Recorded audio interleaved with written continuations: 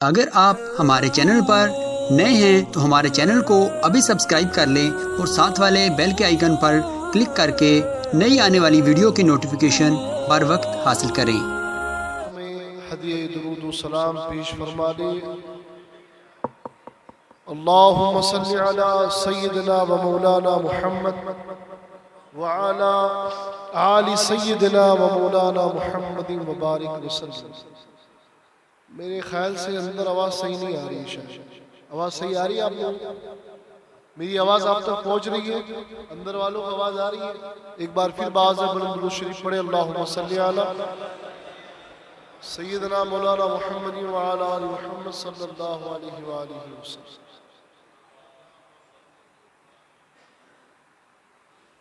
अज़ीज़ान गिरामी, अल्लाह रब्बुल आलमीन का फजल है, अल्लाह रब्बुल आलमीन का शुक्र, अल्लाह रब्बुल आलमीन का करम है कि इंशाअल्लाह अन करीब वो मुबारक महीना हमें नसीब होगा जो महीना बाबरकत भी है, बारहमत भी है, बाअज़मत भी है। और ये महीना कुरान मजीद का महीना है। ये महीना रोज़ा, सलात, तिलावत कुरान और नेकियों का महीना है। रमज़ानुल मुबारक अल्लाह रब्बुल आलमीन का अता करदा वो महीना है। हज़रत सलमान फ़ारसी रज़ी अल्लाह तआला अन्हु इरशाद फरमाते हैं कि नबी पाक सल्लल्लाहु अलैहि वसल्लम से हमने सुना कि तुम्हें वो मुबारक महीना अल्लाह अता फरमाएगा, वो मुबारक महीना रमज़ान जो अल्लाह तुम्हें अता फरमा रहा है, जिसमें वो रात भी है जिसकी एक रात 1000 रात के बराबर है, और जिसमें अल्लाह रब्बुल आलमीन रहमत के दरवाजों को खोल देता है और जहन्नम के दरवाजों को बंद फरमा देता है। वो महीना जिसे अल्लाह रब्बुल आलमीन ने उम्मत हबीब को अता फरमाकर हम पर ये करम किया कि रोजे तो पिछली उम्मतों पर भी थे, रोजे पिछली उम्मतों ने भी रखे, मगर रमजान जैसा महीना सिर्फ आमीना के लाल की उम्मत को अता फरमाया। अब ये तो हम पर है कि हम इसकी कदर कैसे करें। सैयदा तैयबा ताहिरा सैयदा आयशा सिद्दीका बिन्त सिद्दीक इरशाद फरमाती है रज़ियल्लाहु तआला अन्हा कि नबी पाक का रमजान में ये मामूल था कि आप अपनी पुष्ट को बिस्तर से अलग फरमा लेते, यानी आप कसरत से इबादत रियाजात किया करते। आप बिस्तर पर न जाते, रात के वक्त भी मुसल्ले पर आप अपनी रात गुजारते, अपने रब को राजी करते और अपनी उम्मत के लिए दुआएं फरमाते। तो ये रमजान का महीना जो अल्लाह हमें अता फरमा रहा है, इस महीने में बाकसरत मोमिनीन ज़कात अदा करते हैं। बोले क्या अदा करते हैं? ज़कात। अब ज़कात को अल्लाह ने हमारे दीन का मजबूत पिलर भी बताया है, यानी तुम ज़कात दो, साहिबे माल हो तो हज करो, नमाज अदा करो, अल्लाह पर ईमान लाओ। ज़कात को अल्लाह रब्बुल आलमीन ने अपने हबीब की ज़बानी इतना अहम रुकन दीन का बनाया है कि ज़कात से अल्लाह रब्बुल आलमीन दीन मुहम्मदी को मजबूत फरमाता। पहले तो आप ये समझे कि ज़कात का जिक्र नमाज के साथ है। जहां पर अकीमुस्सलाह है, नमाज कायम करो, वहीं पर वातुज़्ज़का यानी ज़कात अदा करो। अब ये नमाज के साथ ज़कात का जिक्र ये क्या बता रहा है? नमाज के साथ ज़कात का जिक्र हमें ये बता रहा है कि बंदो सिर्फ नमाज लेकर आओगे, सिर्फ सजदे लेकर आओगे, सिर्फ तिलावत लेकर आओगे, सिर्फ रुकू व सुजूद और क़याम लेकर आओगे, रब राजी होगा। मगर साथ में ज़कात अदा करके अपने गरीब मुसलमान को मजबूत करो, तुम्हारा रब तुमसे ज्यादा राजी होगा। नमाज के साथ ज़कात का जिक्र बता रहा है कि नमाज ये इंसान अपने लिए पढ़ता है, अपनी जात के लिए पढ़ता है, अपने रब को राजी करता है। और ज़कात अल्लाह ने बताया कि तू बंदे की मदद करेगा, मदद तो बंदे की होगी मगर राजी बंदों का खुदा होगा। अच्छा, ये ज़कात का कॉन्सेप्ट जो दीन में है ना, ये कॉन्सेप्ट दीन में इसलिए लाया गया कि जो पसमानदा मुसलमान, जो दबे कुचले हैं, जो मिस्कीन हैं, जो यतीम हैं, जो बेवा है, जो कमजोर है, उन्हें मुसलमान अपनी ज़कात से मजबूत करें। ये आप लोगों की तवज्जो है मेरी तरफ? कितने दोस्तों की तवज्जो है? जरा हाथ उठा करके सुभान अल्लाह। अच्छा, जरा थोड़ी देर आप तवज्जो रखिए। आज जाहिल ला इल्म और जिसको कुरान का इल्म नहीं, वो मुसलमान ये समझता है कि ज़कात दूंगा तो माल कम होगा। बात समझ रहे?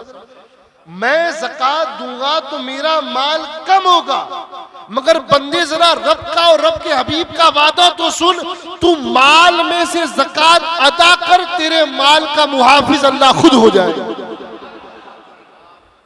हर चीज का एक मुहाफिज होता है। हम पैसा भी तिजोरी में रखते हैं, कोई चुरा न ले। हम हर चीज की हिफाजत करते हैं ताकि वो चीज कोई छीन न ले। अल्लाह के अभी फरमाते हैं, बंदे तू अपने माल में से ज़कात अदा कर, उस माल का जामिन अल्लाह रब्बुल आलमीन खुद हो जाए। अक्सर लोग कहते हैं, हजरत हम करोड़ों रुपए, लाखों रुपए, हजारों रुपए कमाते हैं मगर बरकत नहीं। तो कुरान उन्हें फॉर्मूला दे रहा है, तुम ज़कात पाबंदी से अदा करो, तुम ज़कात पाबंदी से अदा करो, अल्लाह तुम्हारे माल की मुहाफिजत भी फरमाएगा और तुम्हारे माल में बरकत भी अता फरमाएगा। अच्छा, बड़ी तेजी के साथ मैं अपने उन्वान की तरफ आऊं। हमने ज़कात किसे समझा? अपनी शोहरत का जरिया कि फला साहब ने फला मदरसे में, फला तहरीक में, फला तंजीम में लाखों रुपए दे दिए। क्या हुआ साहब? मस्जिद में ऐलान हुआ हमारे नाम से, सेठ साहब, हाजी साहब, पीर साहब, बड़े हजरत ने फला इदारे में लाखों दिए। मैंने कहा बेशक देने चाहिए, ये दीन के सुतून है, मजबूत होने चाहिए, मगर उनका क्या जो तेरे पड़ोस में भूख से बिलक रहे? उनका क्या जो तेरे पड़ोस में नौजवान बच्ची है, शादी की उम्र है, मगर तलाश कर रही है कि कोई मुसलमान भाई आकर मुझसे मेरा हाल तो पूछे? उन यतीम बच्चों का क्या जो ज़कात के मुस्तहिक है और मुंतजिर भी है कि कोई आए मुसलमान और हमारी झोली में ज़कात के रुपए डाले ताकि हम चंद लुक़मे अच्छे और जिंदगी के जो मामूलात है उसे बेहतर तरीके से गुजार सकते। हमने क्या किया?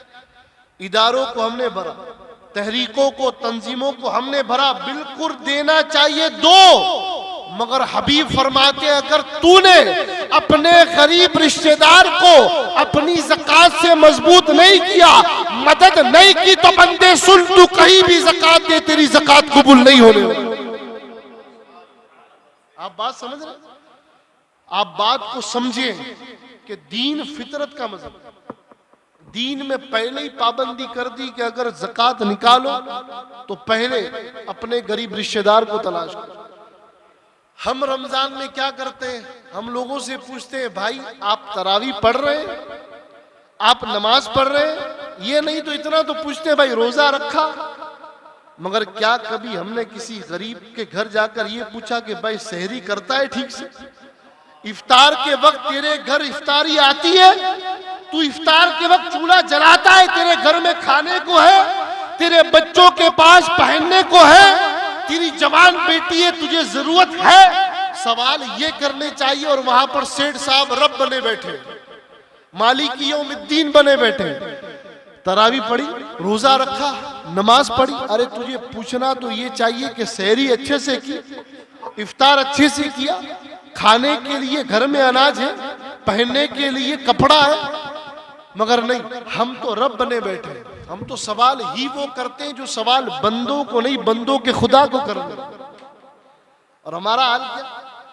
मैं अपनी बात करूं, मैं अल्हम्दुलिल्लाह वो तंजीम और वो कमेटी चलाता हूं जिसे बज़्म असगरी कहते हैं। पूरा साल हम आपकी खिदमत करते हैं और मैं अपने मुरीदों को पाबंद करता हूं, किसी और की मैं जिम्मेदारी नहीं लेता। मैं सिर्फ अपने चाहने वालों को पाबंद करता हूं कि अगर आपको कोई गरीब नहीं मिलता तो आप हमें पूछिए, और नहीं आपके पास वक्त है, पहले तो वक्त निकालो, ज़कात इकट्ठा करो, वक्त निकालो, रिश्तेदारों को देखो, पड़ोसियों को देखो, मोहल्ले को देखो, शहर में देखो, और अगर फिर भी वक्त नहीं तो हमें मिलो।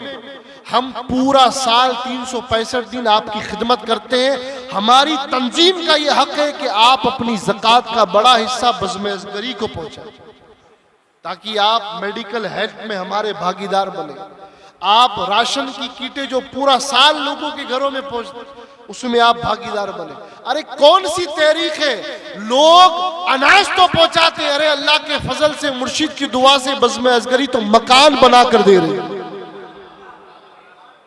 10 मकान अल्हम्दुलिल्लाह इस महीने कंप्लीट होंगे आपकी दुआओं से। कौन मना कर देता है? भाई मदरसे तो बनने चाहिए, बन रहे हैं, मगर गरीबों की छत का ख्याल कौन करता है? बेवाओं के, यतीमों के घर पे साये का ख्याल कौन करता है? ये अल्लाह ने हमें तौफीक दी है, और इंशाअल्लाह 10 नहीं, अल्लाह के फजल से 1000 घर बनाकर दिखाएंगे इंशाअल्लाह, उसकी अता करदा तौफीक से, उसके फजल से। और वो चाहेगा तो इंशाअल्लाह ये कोई बड़ी बात नहीं है कि आपका ताउन रहा तो हमारी तंजीम 10 नहीं 1000 घर बनाकर दिखाएगी। मगर इसके बिना कुछ नहीं होता। हाँ, इसके बिना कुछ नहीं होता।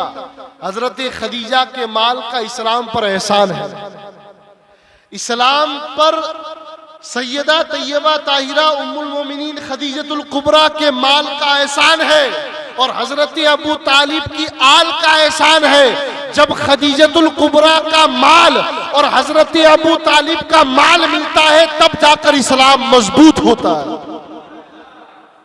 इख्तलाफ की बात नहीं कर रहा, मैं हकीकत बयान कर रहा हूं। अकील भी, जाफर भी, अली भी, हसन भी, हुसैन भी, ये आले अबू तालिब। और इस्लाम पर जो माल निछावर किया वो सैयदा खदीजा ने, हजरत सिद्दीक ने, हजरत उस्मान गनी ने। ये वो लोग थे जिन्होंने माल देकर बताया ये दीन गरीबों का नहीं है, ये दीन में सिद्दीक की सदाकत भी है, ये दीन में फारूक की अदालत भी है, इस दीन में उस्मान की गनीयत भी है, और इस दीन में हैदर कर्रार की शुजाअत भी। पहले तो माल जमा करो, और माल जमा करके तलाश करो कि कहां पर मेरे गरीब रिश्तेदार है जहां जरूरत है। मैं आपको एक बात कहूं, मैं अपना दर्द आपको बताऊं, ये दर्द आपसे बांटूं, अगर अल्लाह की इज्जत की कसम, अगर हमारी कौम की ज़कात हमारे बीच रहे और सही इस्तेमाल हो तो अल्लाह की इज्जत और जलाल की कसम उठाकर कहता हूं, कोई यतीम भूखा नहीं सोएगा, कोई बेटी घर में नहीं बैठेगी, हर काम बआसानी कौम में होते नजर आएगा। मगर हम एक तो ज़कात देने के चोर, ये ज़कात माल है अल्लाह का जिस पर हक है अल्लाह के बंदों का, हम अगर ये माल को चुराएंगे, नहीं देंगे तो अल्लाह के घर हम सवाल जवाब दे होंगे। कहा था मैंने तुझे 10 लाख का मुनाफा दिया, तू मेरी राह में 25,000 नहीं निकाल सकता? और फिर ये तो हमारी सोच है। हजरत सलमान फारसी कहते अल्लाह रमजान के महीने में अपने बंदों के माल में बरकतें अता फरमाता है। और हम इफ्तारी कराते हैं ना, अल्लाह के हबीब फरमाते हैं इफ्तार कराने वालों को वही सवाब मिलता है जो रोजा रखने वाले को मिलता है। इसका मतलब ये नहीं कि रोजों की गुल्ली मारते जाओ और मस्जिद में इफ्तार भिजाते जाओ, नहीं, ये डबल सवाब है।